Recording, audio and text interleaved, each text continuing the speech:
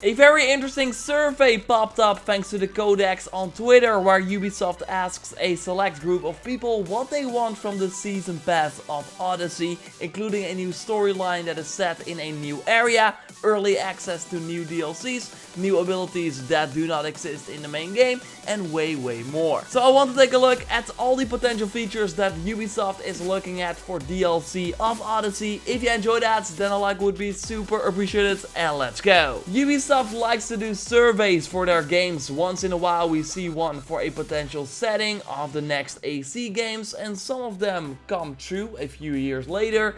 And I discussed one that went in depth on RPG elements that we would like to see in future installments. And while with these surveys, especially the setting one, I'm like, okay, they can't change it that fast. In the case of the Season Pass for Odyssey, I would imagine that the things that come out of this can be used for the development of that Season Pass, since some things are probably still in development, or some things can of course easily be changed, like early access for new DLC packs. And that's of course not as drastic as a completely new setting for a new game. So that would be a pretty big perk, like getting 1 week early access for the new expansion. But let's look at some actual content. Like number 1 here on the survey list, a new storyline set in a new area. And I think that both the Hidden Ones and the Curse of the Pharaohs expansions from Origins of course fall under that as well. And I really loved both of them. Enough hours for your money. Of course, the Hidden Ones was like pretty short, but it was only $10. They also both have some fun stories, and in the case of the Curse of the Pharaohs, awesome areas that looked completely different from the ones we saw in the main game, and it also included some cool bosses we could fight. When I think about the Season Pass for Odyssey, I think of stuff like that as well. The Season Pass is, I think, $40 again, just like with Origins, so they better get some new areas and storylines. Number 2 on the survey is new missions played in the same world as the main game. Comparable to, for example, the Lights Among the Dunes, for example, that we got in Origins, where suddenly a quest in the desert popped up that would introduce us to the weird things that would happen in the Curse of the Pharaohs. I think you probably agree, if you played the quest as well, that it was pretty well done. And we had a quest for the Horde mode introduction as well, for the Final Fantasy 15 crossover. Was a little bit short, the rewards were great though, and we had one for the Hidden Ones as well. Important though is that those quests were added to the game for free, while here Ubisoft is talking about Season Pass content, at least according to the Codex. So while I really like the idea, I hope they do this in Odyssey as well. But when I think about Season Pass content, I think about new stuff, like new enemies or new places we haven't seen before. So seeing new missions as part of the Season Pass that are in the world that is already there would not get me as excited. Moving on to number 3, a pack of Helix credits. So of course they will return in Odyssey. I think we got like a 500 Helix credits with the gold edition of Origins, right? And that was on top of the 250 Helix credits every player got after they left Siwa.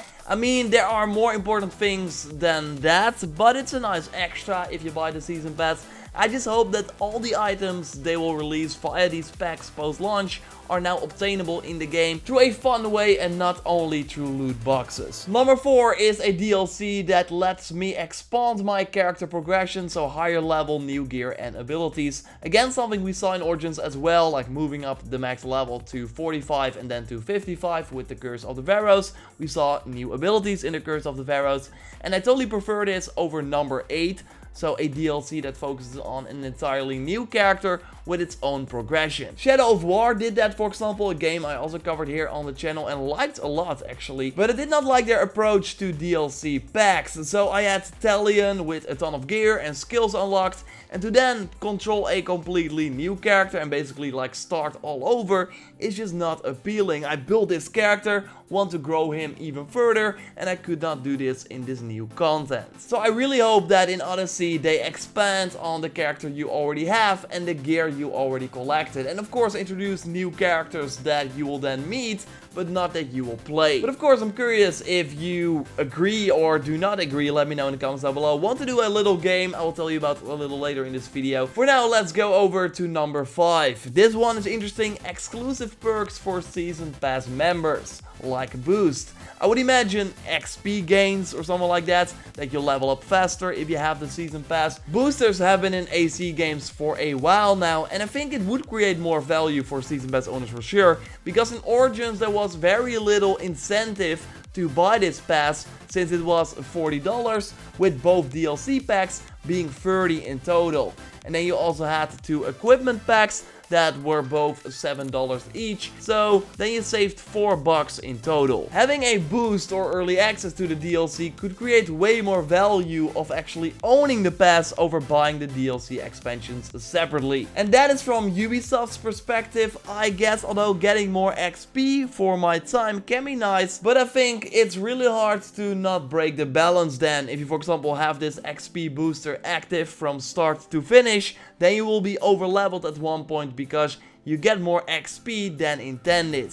Increased money gains can also be something they're looking at, so then you can upgrade your gear more often if you want. So yes, I think there's totally something there to have these season pass perks, but only if you also can switch them off. So if you just want to experience the game as it was intended, you can then do so. I mean, in online games, I would totally get why you want an XP boost, but this is a single player game. There's no race at all. Then we again got number 6. I already touched on early access for the DLCs. I think it would be smart for Ubisoft to do, because I think more people will buy the season pass if they get early access, quote unquote, for the DLC. But it's just not a really pro-consumer move, because it would simply mean that these DLC packs get delayed for the people that don't immediately want to pay a ton of money for the season pass. Because I don't think that they then suddenly got it done like 1 week before the planned release, so I think they push it 1 week back. I mean, the delay of the Curse of the Pharaohs DLC that happened a few weeks before they planned to release it shows you that Ubisoft is like busy with this DLC till the very last second.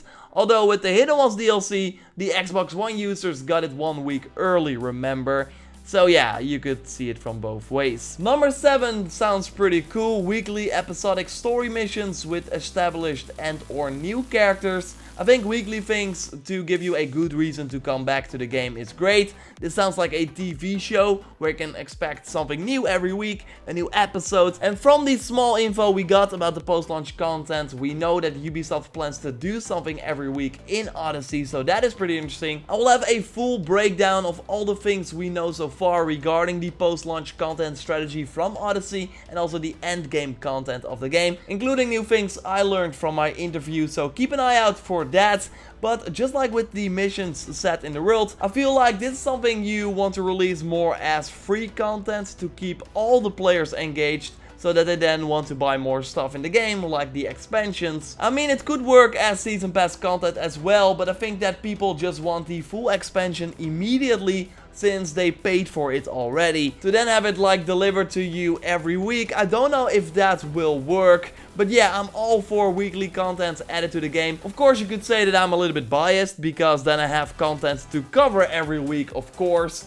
But still, I love having a good reason to jump back into Origins when that had like weekly content support. So a weekly mission or something like that would be awesome for sure. So we already touched on 8, I don't want that. And 9 is like a given. Of course, we want new gear and equipment in these expansions, in the season pass content. With Odyssey being a full-on RPG, of course you expect new gear to collect as well. But I think they might mean the 2 gear packs we got with the season pass in Origins, the Horus pack and the Roman Centurion pack, that both came with a new outfit, mount and weapons. I mean, these packs were cool in terms of content, like the outfit especially, but not something I would buy a season pass for. That is mostly for new content to play. So I would say, sure, add this to the game, give us a way to get it in the game as well, and have the option to let people pay for it if they really don't got the time to collect it. Number 10 is interesting, a new mode that introduces elements I generally would not see in an Assassin's Creed game. Magic, mythical creatures are noted as examples. I mean, Odyssey does a lot of things we would normally not see in an AC game. Dialogue choices, insane magical abilities. And to be honest, like, I don't mind if it makes the game better. And I think the dialogue choices from what I've seen really make the game way more interesting, and the abilities are a ton of fun to use. So yes, of course, fighting mythical creatures that were already kind of teased at the end of the E3 gameplay walkthrough, Minotaur, anyone. So I'm all for that. I was told that it won't feel too magical though in Odyssey. Probably just like with Origins, where you were drugged and then you suddenly saw a big snake. So I think it's interesting that they say that it's a mode, like if it will be separate from the main game, or something you can select, maybe like Trials of the Gods. Is that a mode? I think that was more an event, right, that happened every other week. So this would be something that you can just play, select from the main menu or something. But yeah, long story short, I think something like this would be amazing. Maybe a boss rush mode against the mythical creatures. I would be all for that. I mean, Odyssey is more than an RPG than any other Assassin's Creed game before it. And in RPG you want to fight awesome enemies with new mechanics. And fighting all the soldiers is of course great, but you want something else as well, like something bigger. The Trials of the Gods were a good example, or the Elephants, for example, in Origins. So something like that with mythical creatures. Yes, please. Number 11, an exclusive item for Season Pass members. Oh, I heard that one before. The Calamity Blade, anyone from Origins, right? That legendary regular sword without any legendary perks. So yes, it was basically useless. Yeah, I want that again. No, I don't want that at all, and I'm not for that as well. Like, all items I feel should be available in the main game, unless we are of course talking about an expansion, where you also get new items that have new levels tied to them and stuff like that. No, I don't like a Season Pass exclusive items. And then last but not least, 12 abilities that do not exist in the main game. I'm really all for that as well, especially with the importance of abilities in Odyssey, that you now have this active weapon wheel. You will be using abilities way more than in Origins. So yes, I think it would be awesome to have new ones later on, that you can switch to ones you have been using for the full main game, so the gameplay will feel different. I hope they make these abilities part of a new upcoming expansion. That was great in Origins because it made sense that you gained levels and could then spend the new ability points as well. Even though in my case I already had a ton of ability points ready to spend after I installed the DLC, so I immediately had all the abilities. Anyway, I don't hope that this like survey thing means that there are like abilities you can only get if you own the Season Pass, without them being tied to the expansion. Then my stance would be, just like with the exclusive weapons, I think that would suck. Like, make everything available in the main game, but add new stuff with the expansions. Whoa, okay, this video got way longer than I first thought it would be. I wanted to include like a look at all the additions of the game as well, but we'll do that later. Otherwise, this went on for way too long, I think. I'm curious, like, let me know what you would like to see in the Season Pass by putting the numbers of this survey of the things you want to see in the comments, and maybe an explanation as well. And let's say you can only pick 3. So only put 3 in the comments down below. I would then go for 1, 4, and 10. I mean, 4 kind of covers a lot of them already. But yeah, let me know yours in the comments down below. Subscribe for everything Assassin's Creed Odyssey. I got a video with everything we know so far about the end game, and also all the stuff we know about the post-launch content, including things that I learned from my interview. I had that video planned for today, but then this survey popped up, so I want to cover that first, and I thought I will go in depth on this. So I would make that like a separate video. Again, a ton of new info about the post-launch content and the end game stuff as well in that upcoming video. So keep it locked on the channel. Hope you liked the video. Drop a like to support the channel. Check out my recent video on engraving, a new system in Odyssey that shows you that the game is way deeper than Origins. And I will speak to you next time. Thanks for watching and goodbye.